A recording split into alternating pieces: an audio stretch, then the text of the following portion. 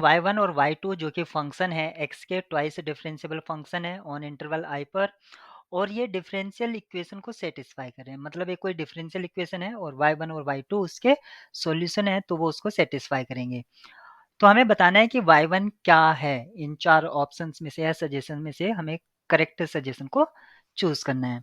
तो सबसे पहले जो कि फंक्शन है, अगर हम इसमें एलिमिनेशन मेथड लगाते हैं, यानी कि डिफरेंशियल इक्वेशन में जो कि है dy1 upon dx minus y1 minus y2 equals to e raise to the power x, और सेकेंड इक्वेशन है 2 times y1 upon dx plus dy2 upon dx minus 6 times y1 equals to 0। अगर हम इसमें elimination method भी लगाते हैं तो यहाँ पर कोई भी एक वेरिएबल और उसके कॉफिशिएंट, डिफरेंशियल कॉफिशिएंट हमें नहीं मिलेंगे। यानी कि हम चाहते हैं कि single variable, single dependent variable और उसके डिफरेंशियल कॉफिशिएंट मिले, जबकि हमें एलिमिनेशन मेथड लगाने से ऐसा कुछ भी नहीं मिलता है। तो हम क्या करते हैं कि एक जो डिफरेंशियल इक्वेशन है फर्स्ट वाली, उसी को हम डिफरेंशिएट करा देते हैं।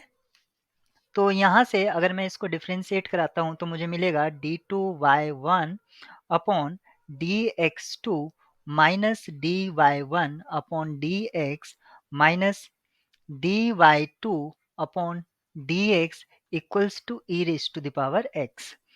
अब यहाँ पर जो हमें मिला है dy2, वो हम इस इक्वेशन से इसमें यूज कर लेते हैं।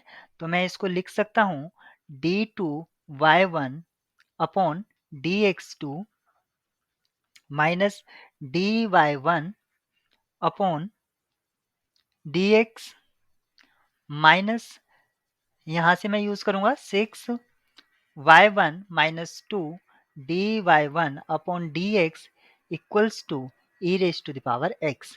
और इसको फर्दर सिंप्लीफाई करने पर हमें जो इक्वेशन मिलेगी वो मिलेगी d2y1 upon dx2 plus dy1 upon dx minus 6y1 equals to e raise to the power x। अब ये एंटायर इक्वेशन जो है y1 और इसके डिफरेंशियल कॉफिशिएंट में है। अब मैं इसके लिए ऑक्सिलरी इक्वेशन लिख सकता हूँ, और उसको इसको फर्दर सिंप्लीफाइड फॉर्म में लिखने के लिए मैं कैपिटल डी को यूज करूंगा differential operator D upon D x के लिए। तो मैं लिख सकता हूँ D square plus D square plus D minus 6 outside y1 equals to e raise to the power x। इसके लिए मैं ऑक्सिलरी इक्वेशन लिखता हूँ इन टर्म्स ऑफ m। तो m square plus m minus 6 equals to 0, और इसके जो मुझे रूट मिलेंगे वो मिलेंगे 2 और माइनस 3।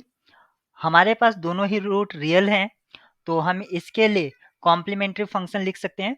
तो complementary function in terms of x क्या होगा, c1 e raise to the power 2x plus c2 e raise to the power minus 3x। ये कॉम्प्लीमेंट्री फंक्शन हो गया है। लेकिन आप देखेंगे यहाँ पर राइट हैंड साइड 0 के इक्वल नहीं है, तो इसका पर्टिकुलर इंटीग्रल भी एग्जिस्ट करेगा। तो पर्टिकुलर इंटीग्रल क्या होगा, एक्चुअली जो राइट हैंड साइड है वो उसको हम x मान लेते हैं, यानी कि फंक्शन ऑफ x वो है e raise to the power ax type का। और जब इस टाइप का होता है तो हमारा जो pi हो जाता है 1 अपॉन एफ डी, और यहाँ पर x कंडीशन है कि इस d को रिप्लेस करते हैं हम a से, और एफ ए जो है वो 0 के बराबर नहीं होना चाहिए, otherwise 1 upon F A defined नहीं होगा। तो अब मुझे पर्टिकुलर इंटीग्रल चाहिए, क्योंकि कॉम्प्लीमेंट्री फंक्शन तो मुझे मिल ही गया है। तो इसका होगा particular integral P I equals to 1 upon D square plus D minus 6, और यहाँ पर e raise to the power x, और d को मैं रिप्लेस करूंगा 1 से, क्योंकि यहाँ पर a का वैल्यू 1 है। तो ये हो जाएगा e raise to the power x upon minus 4 या e raise to the power x upon 4। अब मेरा जो सॉल्यूशन है वो क्या हो गया, complementary function plus P I, यानी कि c1 e raise to the power 2x plus c2 e raise to the power minus 3x minus e raise to the power x upon 4। कौन से गिवन ऑप्शन से ये match कर रहा है, ये हम देख लेते हैं। ऑप्शन सी से मैच कर रहा है, तो ऑप्शन सी इसका करेक्ट आंसर होगा।